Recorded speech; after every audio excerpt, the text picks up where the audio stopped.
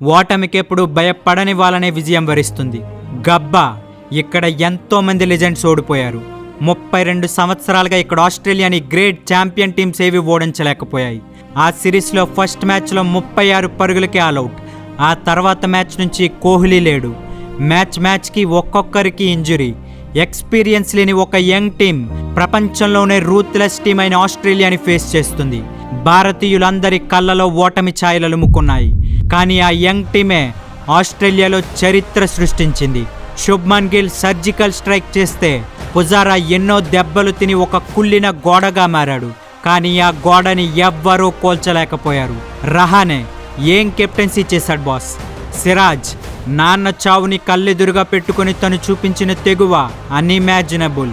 Washington Sundar and Shardul Thakur partnership. And finally Rishabh Pant భయమెరుగని నియంత. ఆ ఒక్కరోజు భారతదేశపు గుండె చప్పుడుగా మారాడు. అది కేవలం ఒక విజయం మాత్రమే కాదు, ఇట్స్ ఎ స్టేట్మెంట్. 32 ఏళ్లగా ఆస్ట్రేలియాకి కంచుకోటైన గబ్బాని కూల్చిన విజయం. ఆ విజయానికి ఈ రోజుతో 4 సంవత్సరాలు. ఆ సిరీస్లో మీ ఫేవరెట్ మూమెంట్ ఏదో కామెంట్ చేసి చెప్పండి.